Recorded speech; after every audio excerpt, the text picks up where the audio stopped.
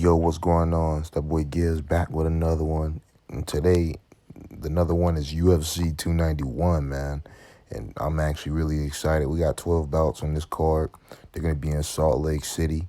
I don't know if y'all remember the last card. Everybody was getting gassed out. So hopefully that's not happening to people this card. So with no further ado, we'll go ahead and slide over and go ahead and get to the fights. So first off, we'll go ahead and start over here. What the hell? So, the first bout, we got Miranda Maverick versus Priscilla Cachoeria. And just looking at the tail of the tape, 5'3" versus 5'7". Priscilla Cachoeria. Miranda Maverick got the age advantage. Half an inch for Miranda Maverick. And, if we put all stats aside, man, I just really, really feel like Priscilla Cachoeria, she kind of got a lucky win. She got a lucky win versus Ariana Lipsky. Ariana Lipsky, she was going through her period. So, I ain't a woman, but you would have to imagine that would affect you in the fight. But that was almost a year ago. But we got Miranda Maverick trying to get that nasty taste out of her mouth. She had went against Jasmine Jasovicius last month. I don't know if you remember on that Canada card, where all of the Canadians, I think the Canadians went 5-0, I believe. But long story short, I definitely think Miranda Maverick is gonna go ahead and get back on track. So Fear the Deer is gonna be back. All right, next fight up. Oh shit. Next fight up, we got CJ Vegara versus Vinicius Salvador. And if we look at the tail of the tape, we got 5'6" for CJ and 5'7" for Vinicius. And CJ Vegara is getting up there in age. He's 32 years old, but he's in his prime now. Vinicius, the dude's 26, and he cannot. He stayed gassing out. He can't go 15 minutes to save his life. But if we go to Tapology and slide over, back this up. If we slide over to the Tapology, they got him out of order. CJ Vegara is a -170 favorite. And technically, if you look at his last 5, he wins, loses, and he wins. So he's due for a loss if we're looking at it. And we got Vinicius. He had went against Victor Altamirano. He had looked good in the first round, then kind of ran out of juice, like I was alluding to, and he got grinded out, and he almost got finished in the third. Maybe 30 more seconds, probably got him out of there. But I know I made the pattern about him losing. I do think he should get back on track, but do what you choose with that. That's all I'll say on that. All right. That's next fight up.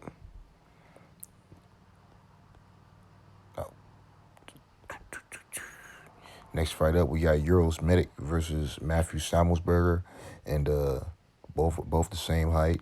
We got Uros Medic coming up from 55. He was going up to 170, and that's something that you must know if you're breaking down this fight. Matthew Semelsberger is going to be the bigger man. So I might be switching my pick.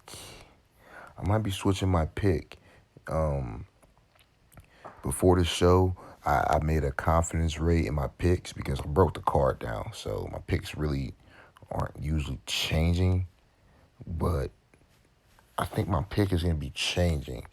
So if we go ahead and they got this as the first fight of the night, that's not the case. Yeah, man.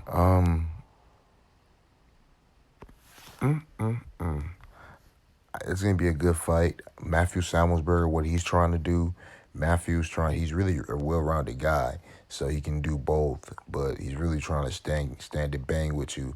Uros Magic, he's really, the doctor, he's really trying to knock you the fuck out. He's one of those guys who's going to stand and bang. I believe he does have, he comes from the Brazilian Jiu-Jitsu Academy, so he has, I believe, a brown belt or black belt or something. They both have jiu-jitsu academies, so we'll see. We'll see if wherever they come from will help. But I'm gonna go Uros medic still, but I might change. You guys have to follow my Twitter, AO Gibby. If anything would change, I'll put it on Twitter. But we'll go ahead and slide over to the next fight. Uros medic in a very close fight. All right. Oh shoot, that we know that's not it. All right. So, all right. Next up, we got Darrius Flowers and we got Jake Matthews. So the tell of the tape, we got 5'11" and 5'9". Darrius Black. He's a black guy. Darrius Flowers. Darrius Black. Darrius Flowers is black. The reason why I'm saying is you just see a blob. You gotta wonder what he looks like. You know what? For this fight, we'll go ahead and slide over to Tapology just so you understand who we're dealing with here. Nah, for real. So yeah, man, we're dealing with Jake Matthews versus Darrius Flowers. Darrius Beast Mode Flowers. And I don't know if y'all remember, he had slammed the dude on his shoulder. Ended the fight, man. That was crazy. It was in a lackluster night of Contender Series fights. I was like, holy smokes. So I needed that. But yeah, man, Jake Matthews, man, I don't know if y'all remember in his last fight, he actually lost to Matthew Semelsberger. He really was getting beat up. He went from looking good against Andre Fiallo to just looking terrible. The next loss was Sean Brady. He got tapped out by Sean Brady, but that was 2 years ago. We're going to try to put that behind him. But, you know, man, if you look at what Darrius Flowers is trying to do, man, he has a couple of decisions, but he's trying to knock you the hell out. You see that? And then this one's going to be a decision. But he's trying to knock you out. Submission. He's been finishing his career. For the people who don't know about Darrius Edwards, we'll go ahead and slide on to his Tapology. New face alert making his UFC debut. If we just look at the way he loses, rear naked choke, arm bar, key lock, that's a submission for the people who don't know, and guillotine. So, and then in boxing he got knocked out. But if we talking UFC, he likes to go out in which of submission. So if we go see Jake Matthews, if we go see how many submissions he got on his record, oh yeah, he got submissions. He has submissions. He actually has 7 of them. So you can't tell me he can't come in here and get him a submission.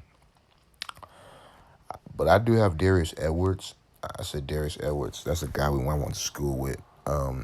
I have Darrius Flowers to actually get the knockout.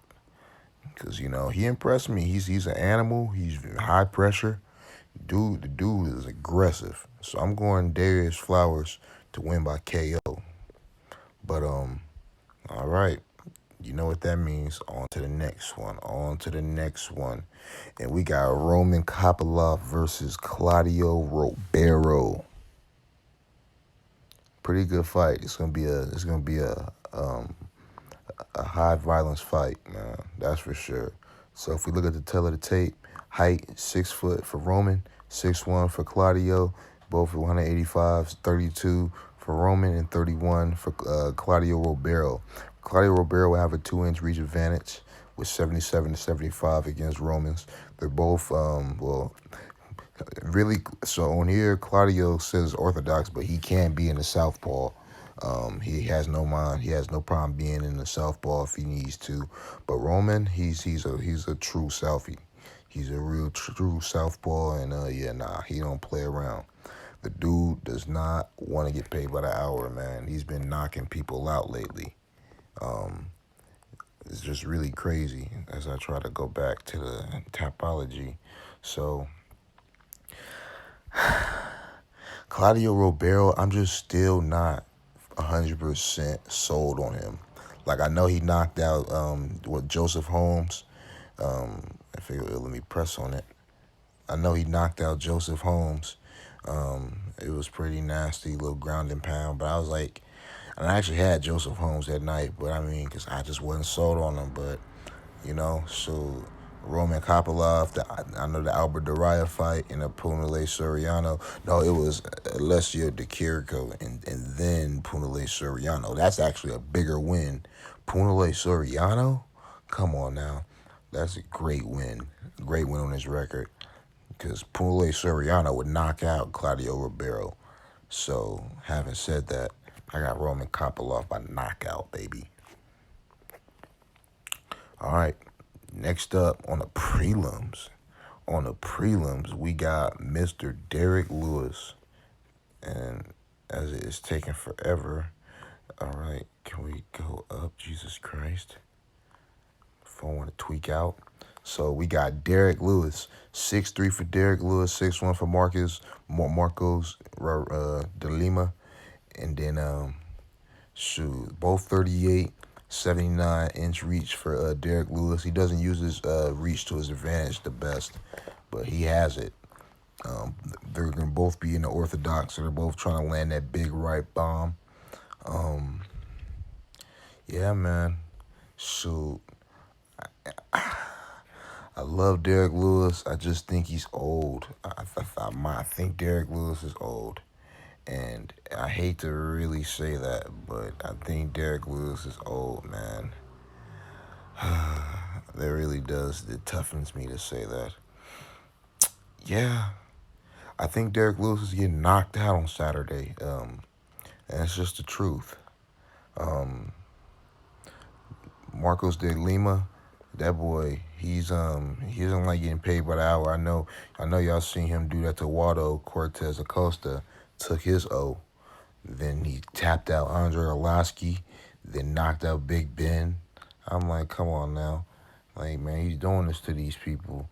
But, I don't remember the days. I don't forget the days when he was getting choked out by Mr. Alexander Romanov. That was tough. But, yeah, I think he's going to knock out. I just definitely think he's going to knock him out next week. That's just how I feel. All right. Next up, we got Gabriel Bonfim versus Trevin Giles. And this is a good fight. Man, Gabriel Bonfim, I know y'all just seen his brother. He just got tapped out by Saint Denis. That was bogus. Saint Denis Benoit. That was so bogus, man. But this is a different beast. Gabriel's the better brother out of the two for sure. The crisper hands, just the slicker jiu-jitsu, because he can play on his back if he needs to. But in this matchup, he won't be needing to bring out his jiu-jitsu unless he just wanted to. Trevin Giles, Officer Giles, that boy is, I ain't going to say he's washed up, but, man, I just been having chin concerns with him nowadays, man. It's just like every time I see him in the octagon nowadays, he's hurt and wobbled, So we're going to slide over to Topology real quick. And prove my case. Just I just feel like Trevin Giles has been getting rocked and wobbled, man. He got knocked out by Dracus du Plessis, which that's the #1 contender in the world now. So that's not the worst loss to have on your record. Then you had Michael Morales. That was a nasty knockout. It was it's just like that right hand. That right hand, he's a right hand magnet. But Preston Parsons, that was a good win he had. If we go and check the Gabriel Bonfim, man, shoot, he had to win versus Monier Levis. And then I said Laziz. I'm just thinking about my boy Zach Levine. And then, hey, man, Trey Waters, man, that's looking like a great win. That win is aging really well. I don't know if you've seen Trey Waters. He had beat Josh Quinlan maybe about 3 months ago now. But Gabriel Bonfim, he doesn't have the toughest level of competition, if I'm being 100% honest. But the kid has showed true potential, and I can't doubt him. I can't say, yeah, he's a pretender and he's gonna get his will tested. I think he's gonna get him a nice little highlight, maybe decision or a knockout, a late knockout probably after he peppers him up. He's not just going to find himself in a bad spot. It's not the fighter he is. On to the next one, though. So now we're going to go ahead and start the pay-per-view card. We got Michael Chiesa versus Kevin Holland. And this is a great fight. This is an absolutely great fight. Shoot, Kevin Holland, the -150 favorite. Um, I think Kevin Holland is a rightful favorite, but this fight is one of those fights that can go absolute two ways. Um, I could see Michael Chiesa really grinding him out if he can survive that first round. That first round, Kevin's absolutely live for a first round knockout. And I mean, there's no point of playing. If you're playing Kevin Holland, you might as well play first round knockout. Because I mean, he's not a first round knockouter. But if a fighter is putting himself in harm's way, he can knock you the fuck out in the first round. And I think Michael Chiesa, he's gonna have to really get in there and get nasty if he really wants to establish what he's gonna need to, in order to win. But you know, I think Michael Chiesa, he's he's had issues with orthodox fighters, man. That right hand, I remember he got clipped and wobbled by Jorge. I know that's old now, but still, he got clipped and wobbled by Jorge and then cracked and tapped out. I was like, whoa. I was like, okay. Shoot. Michael Chiesa that got rocked. He got rocked by Vicente. I was thinking about that too. I got Kevin Holland by knockout, but I'd be lying if I said Chiesa can't grind him out to a decision. Next up, we got Tony Ferguson versus Bobby Green. Bobby King Green. And if we look at the tail of the tape, we got 5'11" for Tony Ferguson, El Kakui, and we got 5'10" for Bobby Green. 39 years old for Tony Ferguson. We got a 3-year age gap. Bobby Green, 36 years old, for 5.5-inch reach advantage for Mr. Tony Ferguson. Honestly, this is gonna be a great fight, but I just think Bobby Green has got way more tread on the tires. He's been in way less wars. He has better head movement. His fighter style suits him better for later on in life. I got Bobby Green, man. I gotta go. I almost stopped my stuff. Sorry about that. So next up, we got Stephen Thompson versus Michel Pereira. And Michel Pereira, man. Michel Pereira find herself in a big spot. We got to slide over to Topology because, honestly, Michel Pereira, I need to know when the last time he fought. It's been a minute. I watched the film, but I don't really check the dates on how long they've been. But, oh, yeah, that last time he fought was when he had to split. It was a great fight. Two guys are almost like a mirror of themselves. Crazy. Yeah, man. Michel Pereira, his last 4 fights have went to decision. So, it's just interesting. Very interesting. Yeah. I like Michel Pereira, but I just think he's a decisionator, and this is a terrible matchup. I think if you want to get an idea on how this fight's going to go check Vicente Luque versus Stephen Wonderboy. That's going to be kind of the way this fight's going to go. With maybe more kicks on the Michel Pereira side. But yeah, I got Stephen Wonderboy. All right. We're getting to the good stuff now, boys. All right, man. Here we go. So, Jan Blachowicz versus Alex Pereira. This is going to be a good fight. So, yeah. We got 5'2" for Mr. Jan Blachowicz. We got 6'4" for Alex Pereira. And, man, he's coming up to the light heavyweight division after being knocked out by Israel Adesanya. It was crazy. But, you know, if you look at that age, man, Jan Blachowicz 40. Jan Blachowicz 40 years old, still kicking. Literally, no pun intended. So still going at it, and at 40 years old, he finds himself one win away from a title shot. If we're gonna just break this fight down and watch it from a vacuum, we hear Alex Pereira. But bro, Jan Blachowicz is a seasoned, grizzled veteran, and he has kickboxing accolades of his own.